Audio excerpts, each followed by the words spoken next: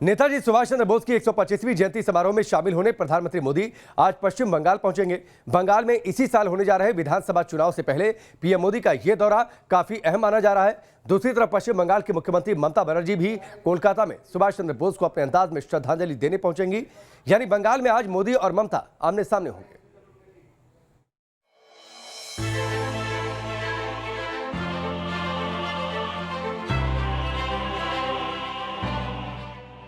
आज मौका नेताजी सुभाष चंद्र बोस की 125वीं जयंती समारोह का है, लेकिन ये दिन पश्चिम बंगाल में सियासत के लिहाज से बेहद अहम रहने वाला है। उसकी वजह है एक तरफ प्रधानमंत्री मोदी का बंगाल दौरा, जहां वो कोलकाता में नेताजी सुभाष चंद्र बोस की 125वीं जयंती समारोह में शामिल होंगे। दूसरी तरफ सीएम ममता बनर्जी भी कोलकाता में नेताजी सुभाष चंद्र बोस की जयंती समारोह में शामिल होंगी।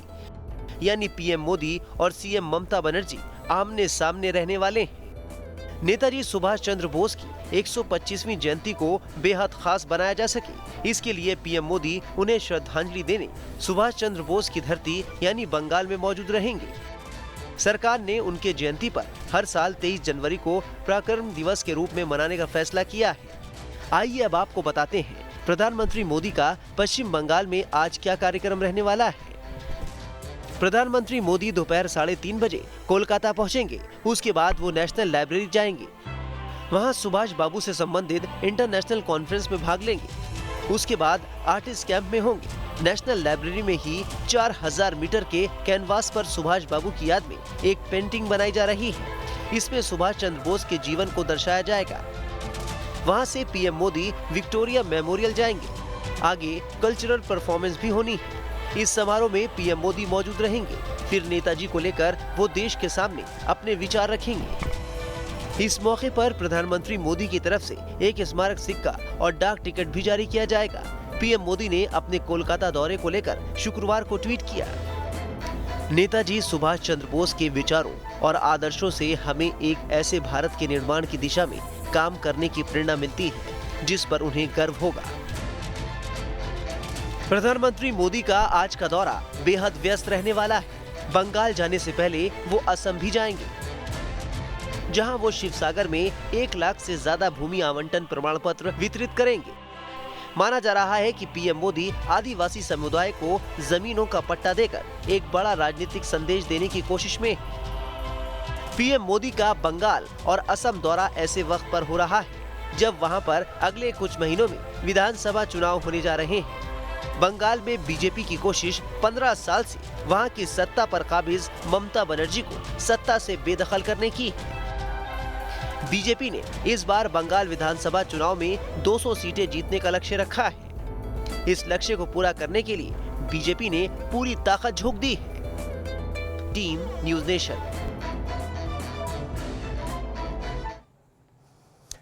बंगाल में ममता बनर्जी की पार्टी में भगदड़ मच गई है। ममता के करीबी नेता और कैबिनेट मंत्री एक एक कर उनका साथ छोड़ रहे हैं। वन मंत्री राजीव बनर्जी इस्तीफा देकर आज बीजेपी ज्वाइन करने वाले हैं, तो एक और विधायक वैशाली डालमिया भी बीजेपी में जा सकते हैं। इस बीच बंगाल में चुनावी हिंसा भी जारी है।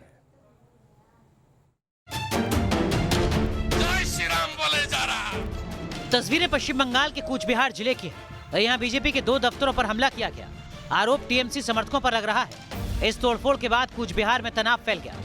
एक तरफ बंगाल में विपक्षी पार्टी के कार्यकर्ताओं को टारगेट किया जा रहा है, तो वहीं दूसरी तरफ ममता बनर्जी के करीबी उनके कैबिनेट मंत्री एक एक कर उनका साथ छोड़ रहे हैं। पहले शुभेंदु अधिकारी, फिर लक्ष्मी रतन शुक्ला और अब राजीव बनर्जी। बीते 2 महीने में ममता बनर्जी के तीसरे मंत्री ने कैबिनेट को बाय बाय बोल दिया। सियासी गलियारों में चर्चा है कि राजीव बनर्जी जल्द ही बीजेपी का दामन थाम सकते हैं। बनर्जी ने मुख्यमंत्री को लिखे पत्र में कहा है, मुझे ये बताते हुए खेद है कि आज 22 जनवरी 2021 को कैबिनेट मंत्री के पद से अपने कार्यालय से इस्तीफा दे रहा हूं। आपको बता दें कि 2019 के लोकसभा चुनाव से लेकर अब तक 16 विधायक तृणमूल कांग्रेस का दामन छोड़ चुके हैं। ममता सरकार में ताकतवर मंत्री रहे शुभेंदु अधिकारी तो बाकायदा बीजेपी में शामिल होकर ममता सरकार को उखाड़ फेंकने का दम भर रहे हैं। 2 लाख 13 कारा जय श्री राम बोले जा रहा। जय जय श्री राम, जय जय श्री राम। बीते 2 सालों में ममता बनर्जी के करीबी कई बड़े नेता बीजेपी में शामिल हो चुके हैं। इसकी शुरुआत हुई लॉकेट चटर्जी के इस्तीफे से। लॉकेट चटर्जी ने 2015 में टीएमसी छोड़ी, अब हुगली से बीजेपी सांसद हैं। साल 2017 में मुकुल रॉय टीएमसी छोड़कर बीजेपी में शामिल हो गए। 2019 में अनुपम हाजरा ने भी बीजेपी का दामन पकड़ लिया। 2019 लोकसभा चुनाव से पहले टीएमसी विधायक अर्जुन सिंह भी बीजेपी में शामिल हुए। टीएमसी के सांसद रहे सौमित्र खान भी 2019 के चुनाव से पहले बीजेपी के हो गए। हाल ही में टीएमसी नेता और विधायक अरिंदम भट्टाचार्य भी बीजेपी के खेमे में शामिल हुए हैं। प्रधानमंत्री नरेंद्र मोदी के बंगाल दौरे और इसी हफ्ते होने वाले अमित शाह के दौरे से पहले बंगाल में सियासी उबाल देखा जा रहा है। ऐसे में अगर कुछ और टीएमसी नेता बीजेपी में शामिल हो जाएं, तो बड़ी बात नहीं होगी। Team news nation. वक्त पर ब्रेक का, जल्द वापस लौटते हैं।